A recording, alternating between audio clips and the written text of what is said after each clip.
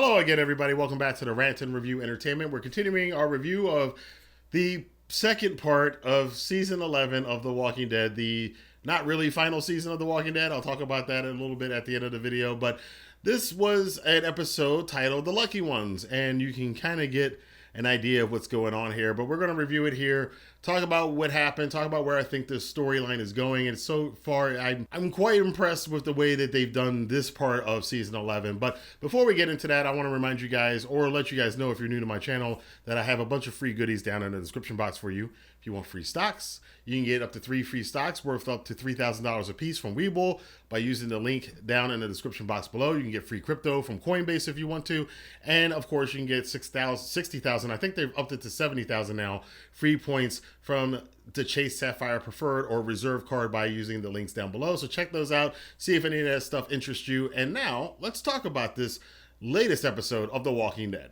Most of this is really centered around Hornsby and Pamela Milton going around to our communities and seeing what's going on with them. Of course, Hornsby really wants this expansion.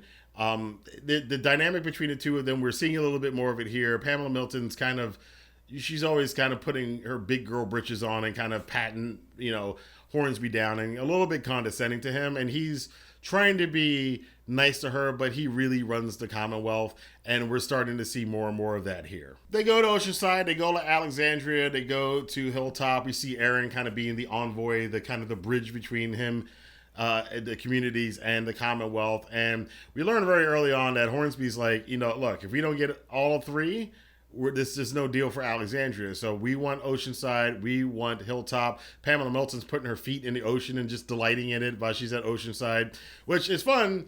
We got to see Oceanside finally and see what's going on with them, but still no sign of Luke.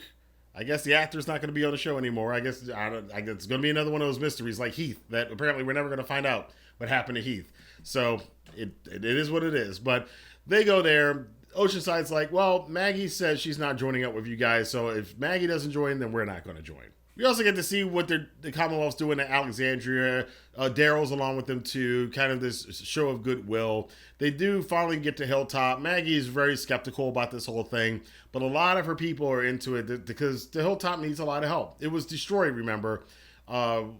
We just saw it in the extra scenes, the extra episodes from the end of season 10. I'm surprised they're still there. I thought Hilltop was done, but they're trying to rebuild it. But with the Commonwealth's help, it's getting rebuilt a lot faster and a lot better. So there is help there, and there's friendly faces there, and Daryl's kind of buying into this, even though Mercer's kind of letting Daryl know, like, look, dude, don't get ahead of yourself. Don't get too excited. They're always watching, right? Pamela Milton and Maggie go off, and they go hunting together, and they have a little talk between leader to leader. And I like that scene because you get to see that the two of them are very strong leaders, but they're coming from a very different perspectives. Maggie is more of a kind of, she wants to lead by example, whereas Pamela Milton believes in a more rigid structure where her at the top and everybody else at the bottom, which is, I think that was outdated back in the 20th century, but Pamela Milton's trying to bring it back and whenever the time The Walking Dead is taking place here. But it's really interesting. I don't like political stuff in my shows.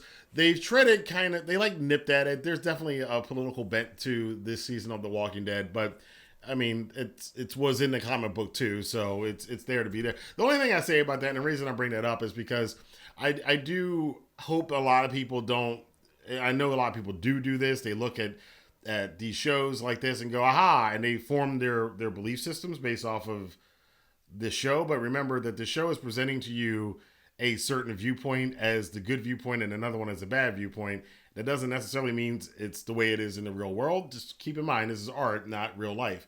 So, but as far as the art side of it, I do love the contrast of seeing Maggie's view of leadership and Pamela Milton's view of leadership, and that it doesn't feel like so far that either one of them is right or wrong. Maggie believes her style is better because it's less dictatorial, and Milton believes her style is better because it actually gets the results. And you can see that Commonwealth's thriving with 50,000 people. The Hilltop barely is there. So, there's the proof in the pudding, but then it's not all the pudding, if that made any sense. Eugene catches up with Max, and we get some sort of resolution to that. It does seem like they're eventually going to get together. She's mad at him for kind of treating her like crap, but honestly, Max should kind of be understand. Like, he's been manipulated and fooled to thinking that you were somebody else for months and months and months, and crushed his heart. So you can take, I think you can accept Eugene's apology, and it seems like eventually she comes around. Ezekiel's getting the surgery because of Carol's shenanigans. Of course, Ezekiel figures out it was Carol pulling some strings to get him moved up in line for surgery, and Ezekiel at first is very upset about it, but as Carol says, look, fewer men have been given an opportunity and done less with it. You are not a lesser man. So Ezekiel goes along with it, and Jerry is very happy for him. Carol's very happy for him, and be quite honest, like, it's either that, if it's between that and dying Ezekiel, I'd rather have Ezekiel around. No offense to the people who are on that list, but come on, dude. It's cancer. You're gonna die. You might as well take the surgery. Once everything comes back around to Hilltop, and Hornsby's doing his best sales pitch on Maggie using a gold-plated coin and telling this whole long story, and they're exchanging words, and it kind of looks like Maggie's coming along, because from our perspective watching it, it's kind of like, yeah, Maggie, you should trust these people. But Maggie, it's like, something still don't smell right about all this. And she's even watching Daryl with the troops, and she's like,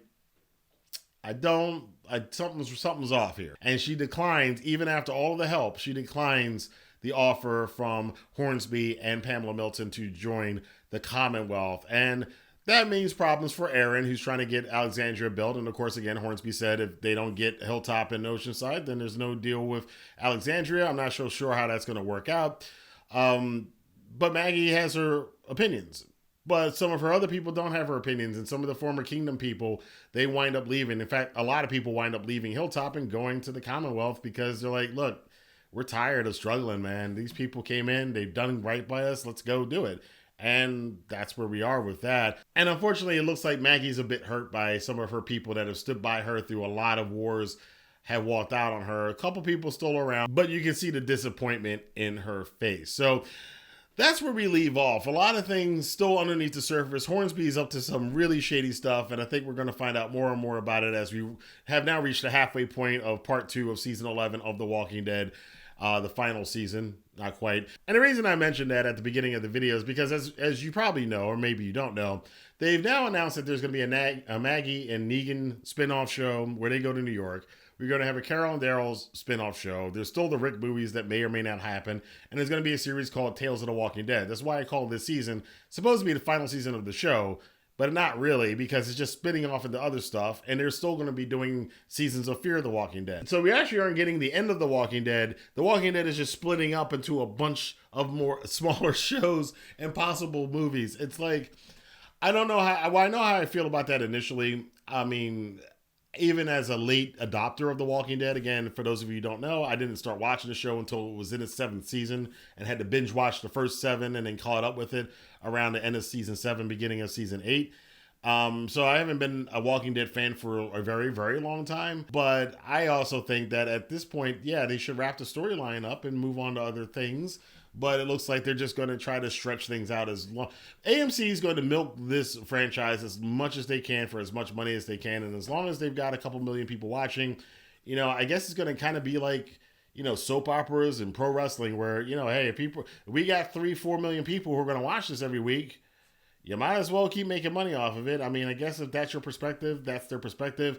I don't know if I'm going to be watching too many of these spin-off shows, but we'll see when the time comes. I'll think about it by the time season 11 is over. The other thing about it is, now that we know that Maggie, Negan, Carol, and Daryl there's no chance of them dying, so there's no threat to them in the show and for the rest of this season.